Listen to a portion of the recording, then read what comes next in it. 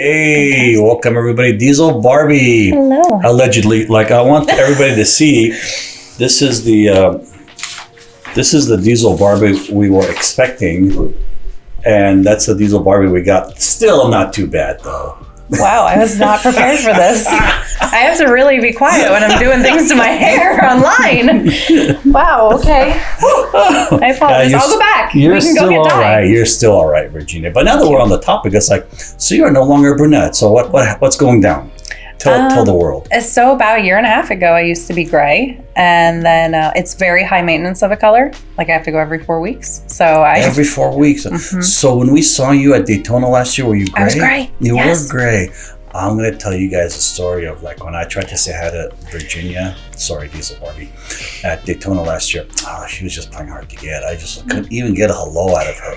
What did I do wrong? Nothing. Like, what did I do wrong? I think you like to fabricate the story because mostly I was just am very I nervous. embellishing? You are embellishing. I was just mostly very nervous. Really? Yes, I heard so highly about you. Oh, good thing that didn't turn out right. That is not true. How do we pop on each other's radar? Was it Lofro that made that intro, or I can't remember. It was definitely before Daytona because we were trying to get you on board, but then those rascals at Fury like aced us out.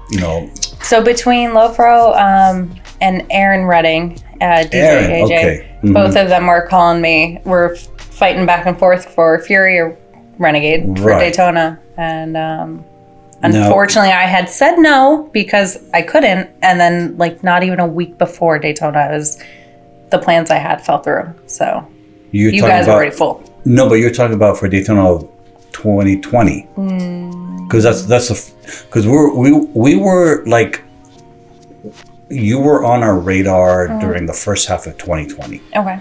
And that was rolling out of we had signed up to be sponsors of the Dub Tour.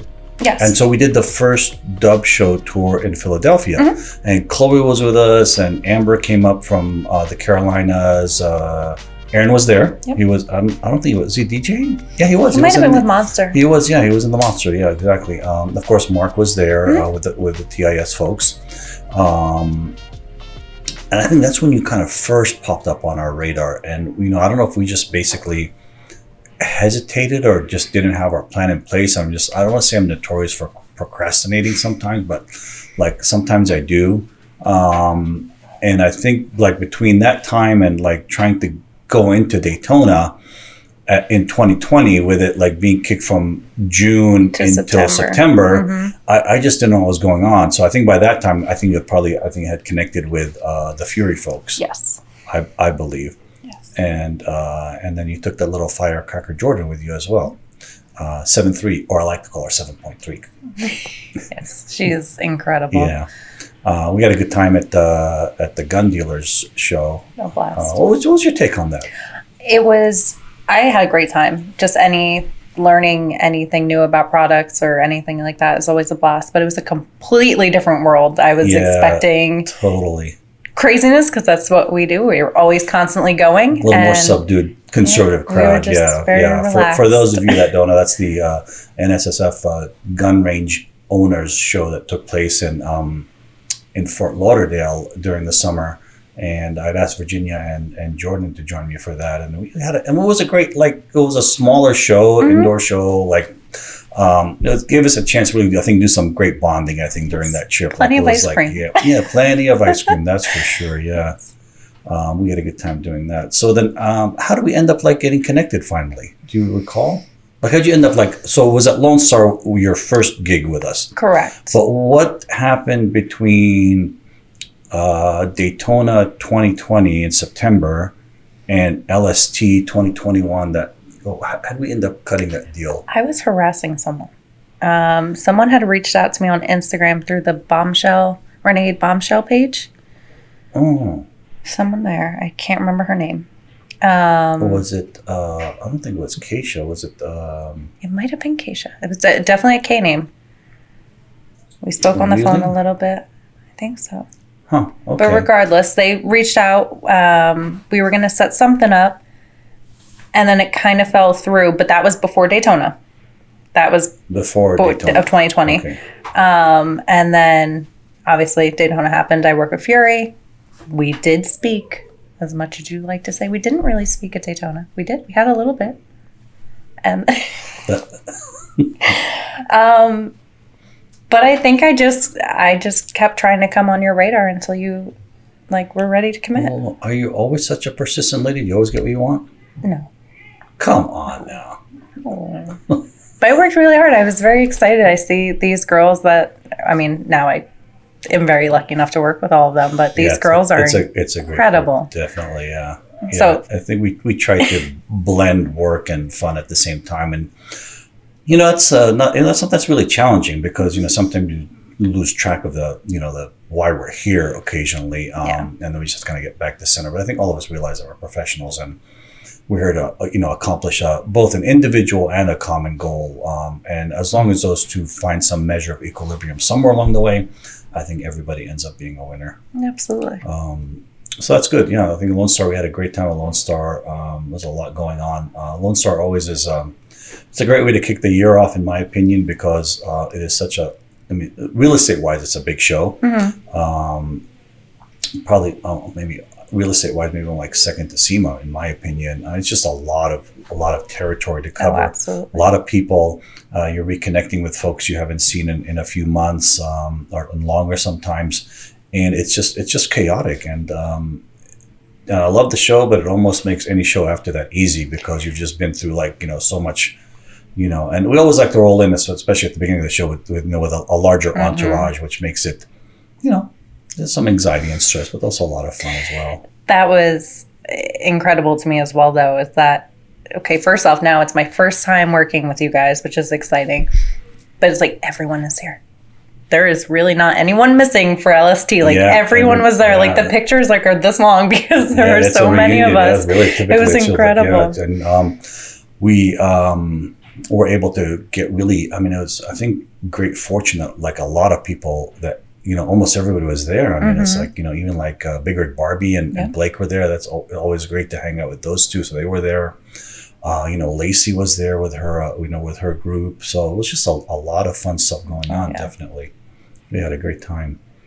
So what does Diesel Barbie do when she's not doing fun stuff with Renegade? What's Diesel Barbie's real life? My real life?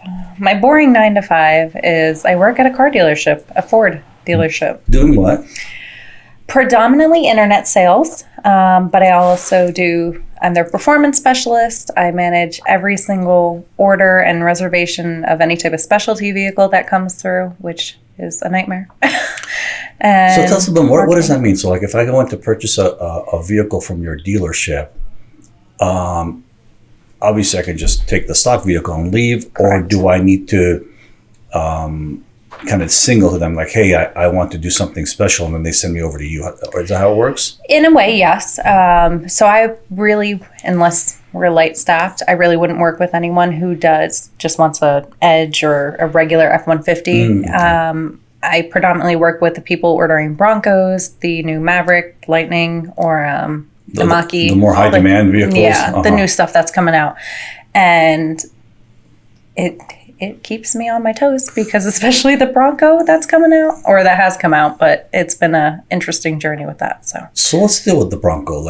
What's the feedback on everybody? What's your personal take on it? I think it's very cool.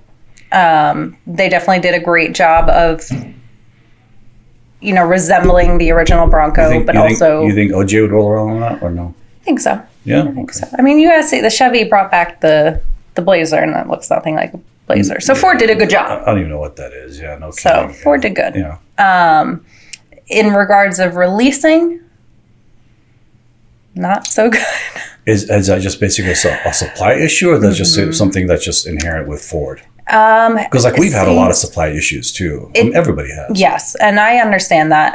I think they should take a little bit better accountability for what's going on. But the biggest thing they have an issue with is the tops for the Broncos. Yeah. Because you could have different options, whether it's certain soft tops or certain hard tops or packages. We went from having, I believe, 6 options to 1 or nothing. And so I have 200 plus people who have reservations since June of last year who were like, that's not what I want. I was like, I understand that's not what you want, but it's not my decision. Okay, so they kind of like, they made the offer of a few different options and said, you're only getting this. Yep, and you could wait. So It's a certain hardtop type of thing right now, basically. A certain hardtop you can get in 22, or the other hardtop 2023. Like they're pushed out. No kidding. So I have a lot of angry people I deal with. I could see that. Yeah, I don't really see things getting a lot better in the supply chain for. Oh man, it'd be lucky if we got it next year, but I don't even think so. I don't think so. Yeah, And so if I'm not dealing with angry orders, then I have angry regular people who are like, well, I need a vehicle. I'm like, we are one of the biggest dealerships in New Jersey, Ford. We have nothing. I have no inventory to sell you. No kidding. So how does that impact your daily life when there's no inventory? It's everything. Does that give you more time to Instagram at least? You would think, but unfortunately not. I still have people, even though this has been going on for months now, who have no idea what's going on. So they think I'm crazy when I tell them I have. They just don't believe you, huh? No. I'm like, I have one edge. And they're like, how? I'm like, how could that be? You're one of the largest dealers in New Jersey. And you have one edge. One edge. It's getting a little better. I think I have like 20 F-150s now. At one point, I had one of everything. Wow, that's unbelievable. And it was just fighting over who could get into the dealership first. We have the same. I mean, I know we're not manufacturing cars, but like sometimes we can't even get a stupid trigger for one of our sprays. It's like we just can't find them. There's like back ordered 70 million pieces, around the country type of stuff. It's everything is. Yeah. Your pieces, the cars. I mean, my friend who's building my suspension for me, we are held up on that because he couldn't get metal and material for the longest time. So it's like everyone's affected. So how do you keep such a nice, pleasant, calm demeanor? I know you get a lot of practice working with us, but still, like, how do you maintain that very obviously, stressful environment? That just takes a lot to be able to take that, I don't like verbal and mental and emotional abuse because, customer service is not for the weak-kneed. That's for sure. Truthfully, I've learned that if I want to keep my job, it's what I have to do. So, and... Well, I'm going to have to put that on a plaque somewhere. If I want to keep my job, I have to be nice. It takes a lot in me, but... I'm sure you remember that. It's what I have to do. And I'm really a people pleaser. I want to help people. And it sucks that in this situation, I can't. There's nothing I can do. Out of your hands. So how long have you been with the dealership now? Almost 3 years. What were you doing before that? Worked at Victoria's Secret. As one of the runway models? Come on, I'm too little. I cannot, and tattoos. Like retail, basically, huh? Wow, that's also a stressful environment too at times, definitely, yeah. I've worked predominantly in customer service. I started at my aunt's salon as a receptionist. Took a little time off work for my dad doing manual labor, putting up fence, because that's what he does for a living. And then went and worked at Victoria's Secret. Yeah, I got to tell you, retail's a real, it's like, I do that for a living at the shows, and it's like, it's very hard to keep the smile going. It is. You know how it is. Especially on those hot days and you're just covered in sweat. I'm like, absolutely. 100-degree weather, having to stop by Flog to say hi, please sign my card type of, like who asked that? Who's got time for that? Isn't that right, Rosie? You don't regret it. No. Those of you that don't know, I'm going to tell you that Diesel Barbie has a great growing individual brand, which is fantastic. And that's really what I advocate for a lot of people, especially in today's social media world where you can create and promote and self-promote. She's got her own. Before you answer the other question of like, what do you want to do? Absolutely. Tell us a little bit about your Diesel Barbie brand. I want to know about that. Yes. So I have been quote unquote Diesel Barbie for at least 6 to 7 years now. And my favorite thing when telling the story is that when I started this journey as Diesel Barbie, my truck that does exist, even though it's been 3 years, it does exist. It was still a gas truck. It was before I did the swap and everything like that. And I used to get so much hate because they're like, you have a gas truck. Why do you call yourself Diesel Barbie? I was like, because I have plans. Just give me time. And so built my truck. I was like, this is perfect. One of my very good friends, her mom used to call her doll and me Barbie. So we were Barbie doll. That's what she called us. So I took Diesel, having a diesel truck, and Barbie, put it together. I was like, this is perfect. that's my Instagram. So you're one of the OG Barbies. I mean, you've been a Barbie for a while. Been for a while, yeah. Wow, that's fantastic. Just finally starting to get it out there more, which is incredible. Even if I have to make cringy Tomir TikToks for them to notice me, it works. Some dudes selling TVs did that really well back in the 80s. But truthfully, so when did the brand come to life? I mean, when did you decide at some point it's like, hey, I want to create my own brand and apparel and merchandise and everything that goes along with it? Only about a year ago, if that. Oh, so it's pretty fresh. Very fresh. Okay. Very similar to Lacey. I mean, as I said previously, that women are not fully accepted in this. So in this, as in the diesel world, or diesel, the automotive even world? automotive in general. I wanted to just be there for other girls. I have so many women message me and asking how to do it and how to get past it and all of the hate. And I love being a voice for them and speaking with them and guiding. Yeah. I think you've got the same outlook as Lacey does. Which Absolutely. Has been a great mentor and someone that people want to emulate and look up to. And she's been obviously a very hardworking, one of the most hardest working people I know, male or female. Absolutely. And she really kills it out there. Mm-hmm. She's one of my biggest inspirations. Definitely. She's Mine too. Incredible. She's incredible. So I decided that I want to make this more than I just want to help others and let other women know that it's okay. Like, do this. Like, just do it. Just go for it, basically. Just don't hesitate. Just go for it. Exactly. If I had my car keys, my little key tag just says, For sure. Yeah, just exactly. We'll do some show and tell during the course of this week. How do you go to market? So for the ladies and even guys, that want to create their own brand, coming up with the concept, of course, can be challenging in itself. The branding and creating it is something that you're happy with. And I've known Virginia now for a little while, and she's a very particular young lady, I'll tell you that. And that's good. But how do you get your brand name out there? How do you market? What do you do? You just don't stop. Like, just talk about it and push it in people's faces until they're sick and tired of it, and then keep going. For a long time, people were tired of hearing me say anything about myself or my company, my truck, anything like that. They didn't want to hear it. But you're going to talk about it, whether it's good or bad. You're still talking. And that's, I think, the nature of social media in general, though. And I think that's where, correct me if I'm wrong, maybe you agree or not, but I think that's where a lot of people misunderstand the social media aspect of it. And I've always referred to it basically as, if you are going to take your social media and its growth seriously, it's almost like you have a brand new child. It needs to be fed like regularly and all the time. Yeah, and it's hard for people to understand that. Even David, he's like, why are you up until 11, 12 o'clock in the morning making TikToks? And I'm like, I'm inventory. I have stuff to post. That's my brand. I need to get it out there. And he's like, you need to let it go. I'm like, no. This is what I want, is to be able to influence others and build something and make something out of this. So I gotta push as much I think as I can. that's where a lot of people, again, it's one thing to say I want to be a brand or I want to be an influencer. It's a whole other thing when it comes to,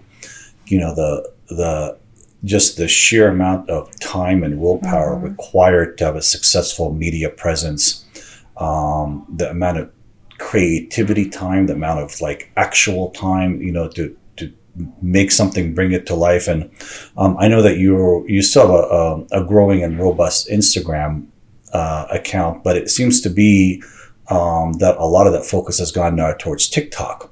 Why is that, and how does that help your brand when you do that? So, unfortunately, I don't know if it's fully helping my brand right now. I'm still trying to build it up, just a following. I'm very happy where I'm at right now, but I'm always striving for more. It does help. I see a lot of people that come over from TikTok that actually go to Instagram, and that's great. You can really... So you'll harvest from Instagram a little bit onto your TikTok. And you'll harvest from TikTok onto your Instagram. To Instagram, yeah. And I feel like once they're there, that's when I can really let them know who I am. TikTok, I have fun. I stress a little bit about it, but I have fun. Yeah, TikTok is still wild, wild west. And it's like the early Instagram days. You really can't tell what's going on. And, it's hard to, we, for example, as a company, as a brand, are accustomed to working with influencers and do that very regularly. And it's more defined in the Instagram and Facebook world. Not so much in the TikTok world. You're just having a hard time figuring out really what's the metric, what's the value. How do you even? It's hard enough in Instagram to measure an ROI, much less on TikTok. Absolutely. So that really remains a big challenge for everybody, because it's like you can see continuity or you can see some kind of pattern in Instagram. Okay, Virginia gets an average of this percentage in engagement. Just TikTok's just all over the place. Yeah. I mean, poor David has to hear about this all the time. I'm like, I don't understand. I put all this work into an incredible video and it gets 2,000 views. I make this other 5-second video where I'm being an idiot and it's like 1 million views. And I'm like, okay, all right. Yeah, no, that's definitely very challenging for sure. Yeah.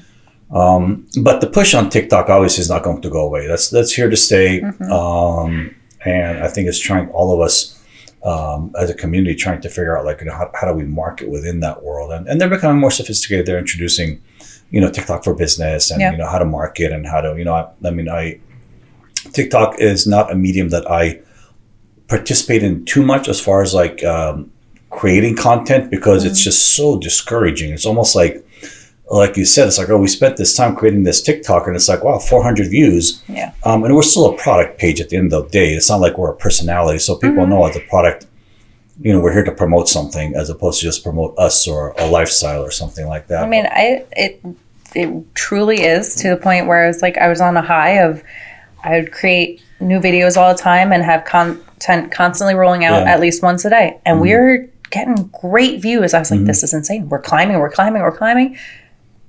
And then it just stopped. And then it plateaued kind of. I couldn't even break 1,000. I'm like, all this work, I changed nothing. I'm just staying on the trends. And some Wizard of Oz changed something in the background. And now I'm like, okay. So it did. It threw me off a little bit, and I was like, okay, I reworked this hard. We're gonna keep going and let it happen. What happens? And let it happen.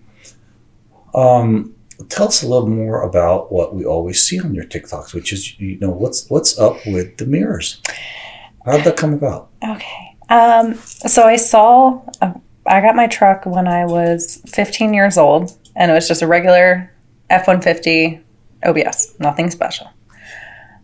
I saw somewhere on Instagram back in that time that someone put tow mirrors on their OBS. I was like, that's super cool. I want to do it. Genius, huh? I love it. I loved it. Everyone hated it. I loved it. Yeah. So I pretty sure that day I bought tow mirrors off like eBay, and they came in. We figured out how to make them work, and I'm like, this is great. And I still constantly get so much hate for it. But it went from a point back then when I definitely was not as strong as I am now, where then I would be like, okay, we're going to take them off. I can't do this anymore. I'm crying overnight over mirrors, to where I'm like, they are with me everywhere I go now. Or leave it. And this is me. It's me and tow mirrors. It's like part of me, just like that. Tattoo's a part of you. Same thing, huh? Yep. Yeah. Wow, that's epic. So it's definitely grown out of hand in the best way possible. Yeah, and that's really, you talk about branding.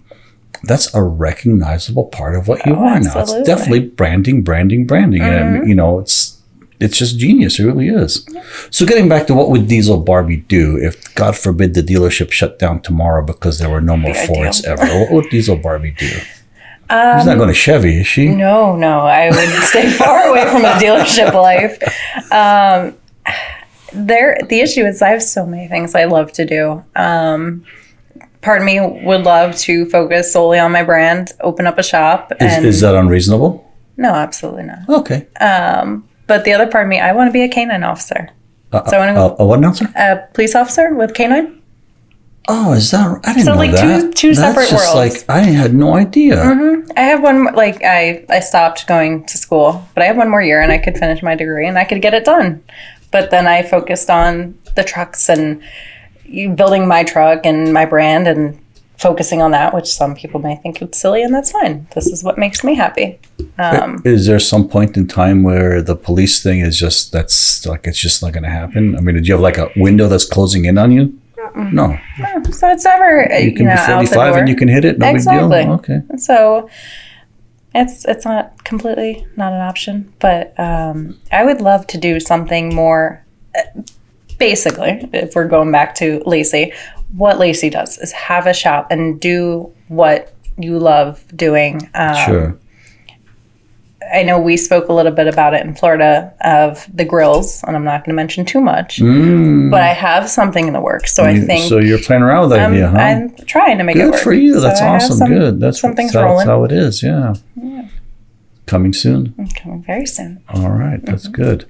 I like it. I think that's the way to do it, really. I think invest in yourself is probably the best way to do it. Absolutely. So how long have you been in New Jersey?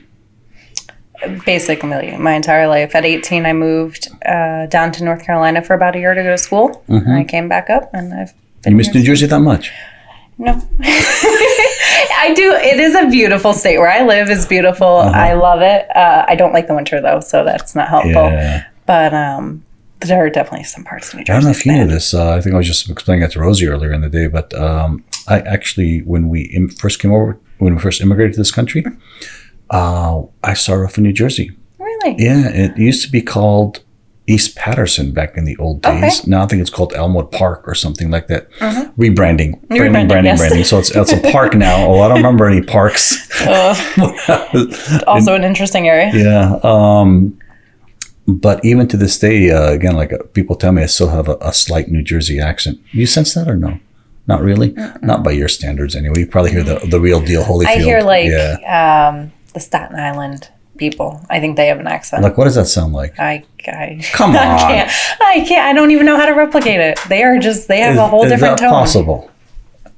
I don't think I could. All right. I'm sorry. If I could, I would. I have no shame. If you could, you would, huh? If I could, you I have would. no shame. I have no shame. Hell, I just flew to America's across the country with me to make TikToks. No shame here. All right, cool. Necessities. So the Renegade experience for you, I want to just do a little bit of like self-flattery here. What's that been like for you? What's your take on it? I'm not looking for necessarily a big endorsement, but just like, I just want people to know kind of they have and I say this in every podcast now, like we're not for everybody, obviously, but the people that dig us, and those that don't, well, that's just kind of how it is sometimes. And there's a lot of misinformation and a lot of innuendo and everything like that. But, my feeling is I'd like to bring together a team of people that work hard and have a good time and just, I'm not looking for drama. I'm just looking for just professionalism. And now that you've done 4 shows with us, how many shows have you done with us now? I think more. We did Lone Star and Daytona and SSF. And there was another one somewhere along the way. Wasn't UCC. there? UCC, yeah. Daytona. Oh, wait, I got the time. We've done quite a few. At least four. At least 4 in 1 year. So that's a nice clip. What's your take? What's your experience been so far? Incredible. I am. You're not on payroll for now. I know. I know. You can just go. You can still walk out of the building. No one's going to stop you. You know that, huh? Just roam the streets.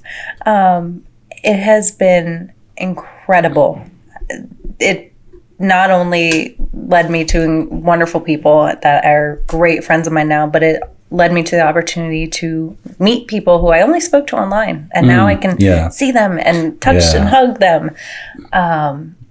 It's been an incredible journey, and your support in itself has pushed me to be a lot further than I think I would have been if I didn't commit and come on the team. We're going to be pushing harder, I'm ready.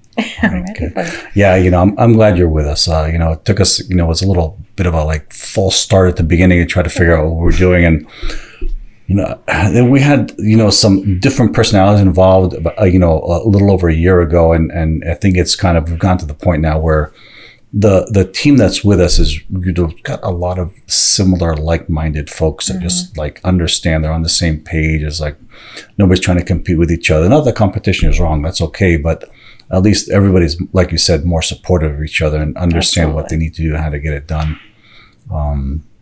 So for the Diesel Barbie brand moving forward, I think we want to try to, of course, give you as much support as we can. And you don't know this, and neither do you guys, but we want to make a full-size version for you.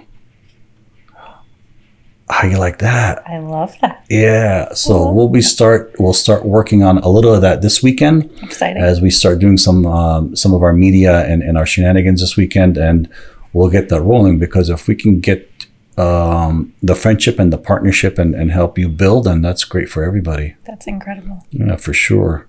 All right, Q&A with Diesel Barbie. You can stand up for these if you don't mind. Say no. No, I'm just kidding.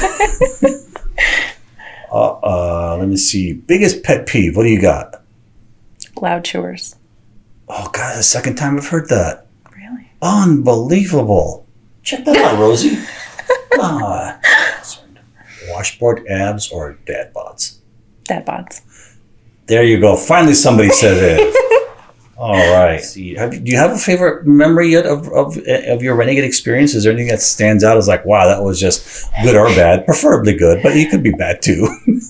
Every memory has been incredible. The only negative side of working with you guys is me traveling, but that's my own fault. Truthfully, for those of you that don't know, she gets delayed on just about every single flight. She just can't catch a break to leave on time or come back on time. No. But my best memory so far is truthfully, Athena helping me so incredibly much when I made my flight and lost all my luggage temporarily. Yeah. That it just shows. She's a great team player. She's a great asset and a great friend to the team, definitely. Yes. Is this your first trip to SoCal? I've had, I don't know. Do you know Bakersfield, California? Yes. Okay. Oh, we have spoken about Bakersfield. Bakersfield is north of Los Angeles. I would consider it more like Central Valley type of, as opposed to kind of like the typical beach city communities that we know down here. Mm-hmm. One of our boys, Chris from Truck Guru, build manager. Sorry, that was home base for him for quite some time. He moved to Dallas recently. Okay. But I've been to Bakersfield a few times. We did a show there a couple of years ago with 4x4 Barbie. Very cool. Back at the start of our relationship with her. Very cool. But it's definitely hot in there though. Mm-hmm. That's Central Valley hot versus just beach city hot. Yeah. So I've been out there twice, and that was both my first time that I ever came to California. I can't imagine that was for recreation. That must have been business or something. Mm-hmm. There was a shop called Performance Diesel, and they invited me out there to work one of their events, which was insane and incredible. Mm-hmm. And then I went back to work an event with them at like someone else's show, and that was a great experience. But now we're here in this part of California. Well, now that you're with Renegade, we're going to do a few more things on your agenda here real soon, huh? Absolutely. I guess that's all we have. Any other questions? Do you have any questions or comments for us or for the audience or anything like that? No. All right. Good. Sounds good. All right. Well, that's a wrap. Thank you, everybody. Thank you.